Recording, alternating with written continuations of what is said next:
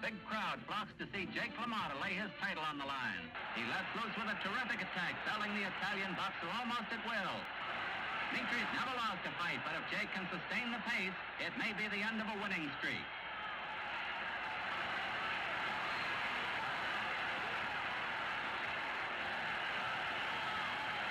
By every standard of measure, I don't think there's ever been a fighter, tougher than Jake LaMotta, as epitomized in the movie Raging Bull. Jake is a fighter. He was a true fighter. He was an animal. This was a rousing battle as LaMotta and Sedan stayed toe-to-toe.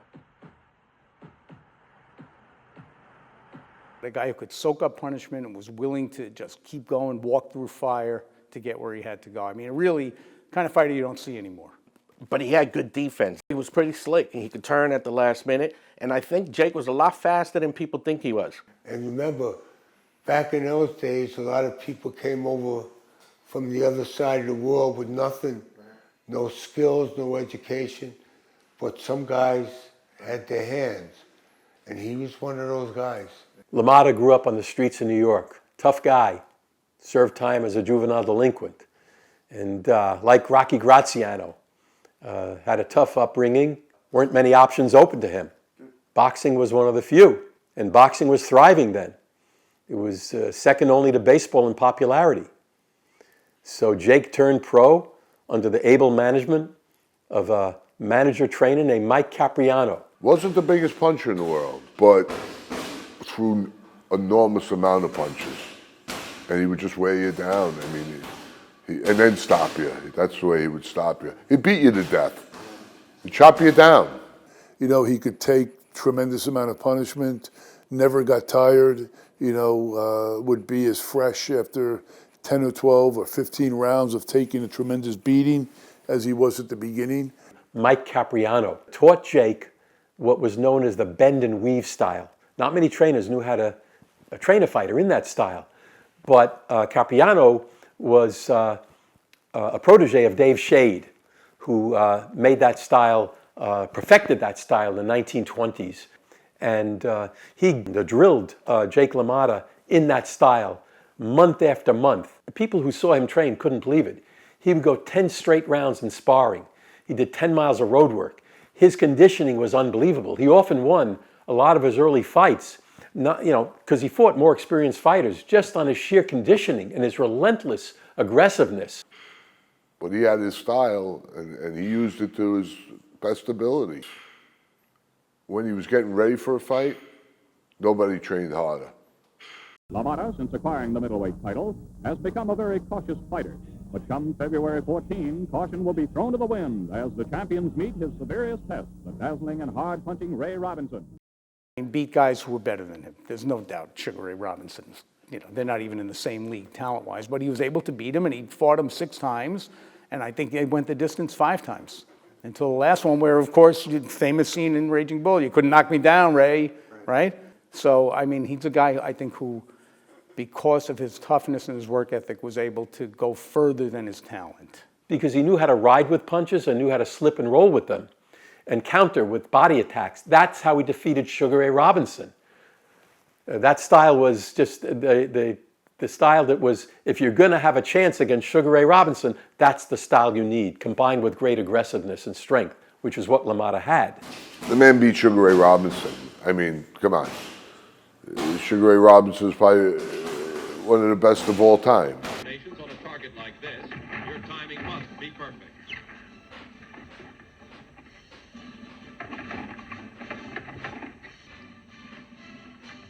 After winding up the day's training, I think we'll ever see a series like that again. I remember when I was young, they used to say that if it wasn't for Ray Robinson, Jake LaMotta would have been the fighter of the decade in the 1950s.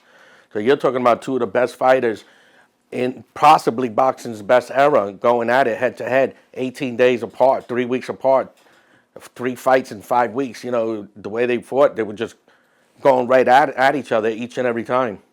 let's drop in to Bobby Gleason's gym in the Bronx, where LaMotta usually trains whenever a tough assignment awaits him. Leading his handlers up the stairs, the middleweight champion LaMotta dethroned the stout-hearted French Moroccan Marcel Sedan in 1949 and has since successfully defended his title in 3 engagements. the bell rings. It's ironic that Jake LaMotta's reputation as one of the greatest middleweights who ever lived might not have happened. In fact, we might not have been rating him as high if he hadn't turned down mob management early in his career. Because he did, he ended up having to take fights against an assortment of black fighters who no other white fighter dared to fight, because these were fighters in the group now known as the Black Murderers Row, who were carefully avoided unfortunately, by the champions of that era. So here we have a case of LaMotta fighting these men, beating many of them, and enhancing his reputation. In a setting reminiscent of a Hollywood production, the Senate Crime Committee, headed by Senator Kefauver, Senators Tobey and O'Connor, and Attorney Halley, becomes the sensation of the country. The crime hearing's biggest sensation comes from Frank Costello. Reputed king of the underworld, he provides a startling bit of dramatic reality. Mr. Costello, did you hear the testimony of Mr. Francis McLaughlin yesterday? Now, the defense is... Mr. Halley, all due respect to the Senate, which I have an awful lot of respect for, I'm not going to answer another question. You just says I'm not under arrest and I'm going to walk out. I think back in that era, the mob definitely controlled the sport. It was very common. I don't know how many fights or how far down the top 10 they were getting involved with, but it happened. It definitely happened. Especially back in those times when it was controlled by the mob, and the New York State Athletic Commission was just a fixture they put there. But they ran boxing. This is when Frank Costello was running boxing, Frankie Carbo was running boxing, when Jim Norris, who was running Madison Square Garden boxing, had the mob basically in the building. Unfortunately, there came a time when LaMotta realized that he'll never get a title shot unless he gave over his management to the mob.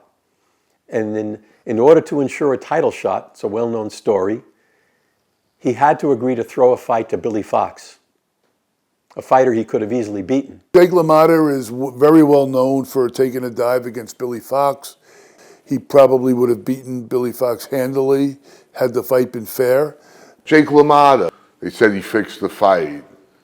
Yeah, maybe he did. Maybe he did. That's how he was going to get his title shot. Jake LaMotta testified, and he did it because at that time he was convinced that that's what he had to do to get a title shot. Testified that he had been promised a title fight, which had been denied him if he let Billy Fox win. And the reality is, you know, back in those days, that probably was fairly common practice. He ends up testifying before the Senate. Right. That's a risky move for him. What kind of repercussions could have come of that? Yeah, you could get killed back then. You know, I think he was smart enough and streetwise enough, and he was around those people. But he didn't want to be known for that. That's what I think it was all about. Mr. LaMotta, I believe you have stated before the subcommittee that you got the okay to go into the tank, as they say in boxing, to Fox on the last day before the fight. Is that correct? Yes. I said I would lose to Billy Fox if I was guaranteed a championship fight. This is a pretty rough crowd, isn't it, Mr. LaMotta? What is? These people engaged in this boxing business? I'm not afraid of none of them rats. You're not afraid of any of them? No, sir. And I told him that I wasn't interested in the money and that I was only interested in a championship fight. I think anybody that has half a brain or less and knows anything about boxing and can connect the boxing era and him, no, I would have to say that Jake did what he had to do to survive and to move on in life. He wanted to be known as a fighter. He wanted to be known as a champion. He wanted to be known as a thug. if he didn't do it down the road, people would turn around and say, he was nothing but a mob fighter. I think he did that for his own legacy.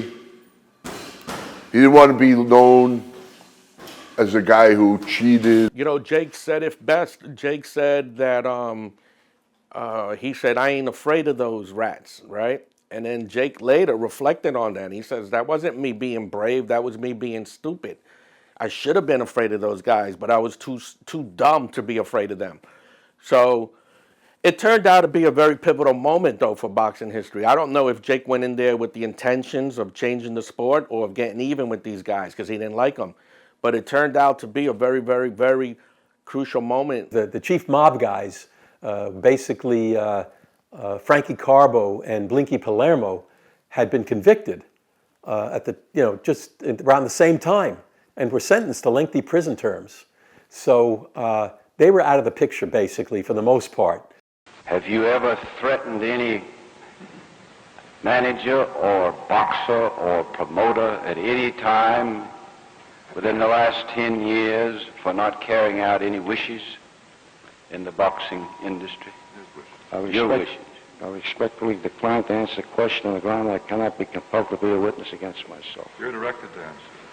I respectfully decline to answer the question on the ground that I cannot be compelled to be a witness against myself. What was sad, and what I thought was so hypocritical, was that instead of celebrating Jake LaMotta's confession, okay, that he threw a fight, he was basically condemned by the boxing community for admitting what maybe 100 or 200 other named fighters had done, but never came out. The guys who ran Madison Square Garden in the 60s, and that was Teddy Brenner and Harry Markson, who decided, because they thought it was a black mark on boxing, instead of saying Jake was brave enough to say he was forced into throwing a fight, what they did was ban him from forever being introduced as a celebrity in Madison Square Garden. Reality is, back in those days, that probably was fairly common practice.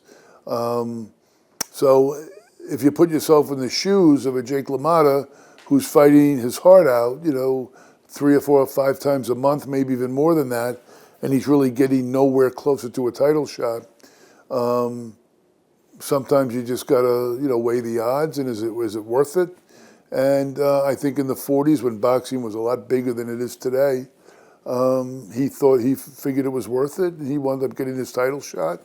And until he got found out and shamed and vilified, he lived with that secret. But I don't know if the vilification was actually all that fair. At the retirement party of Sugar Ray Robinson in 1965, Brenner and Markson said, we're going to have a retirement party for Sugar Ray Robinson. And what do?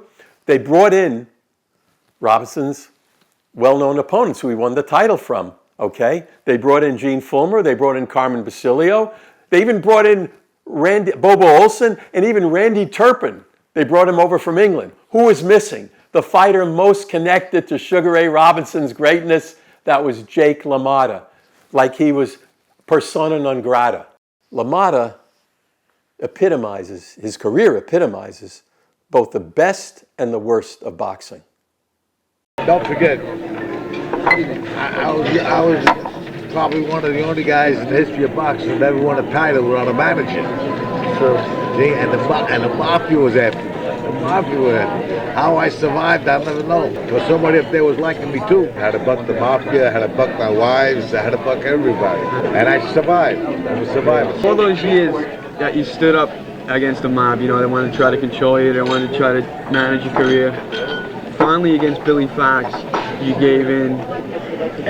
That's an old story. It's been out so many times. Yeah. Do you regret doing that now that you look back? Well, I'll tell you the truth. If I had to do it all over again, I probably would do the same thing. Yeah. If they defied me, time was running out. I was getting older. I had a beautiful wife, family, nice home, and I had enough money. At that time, I thought it was enough money. And all I needed was a shot for the title. I deserved it. Yeah. I was uncrowned champ for 5 years. You look up the records, you see. 5 years I was uncrowned champ. And finally, they gave me a proposition, and And I said, well, this is what you got to do. That's what I thought. Everybody else was doing it, but nobody admitted it. I did. In front of the keeper committee. Right. I never mentioned any names because I still don't want to get killed. If I said the wrong things, I was going to get killed.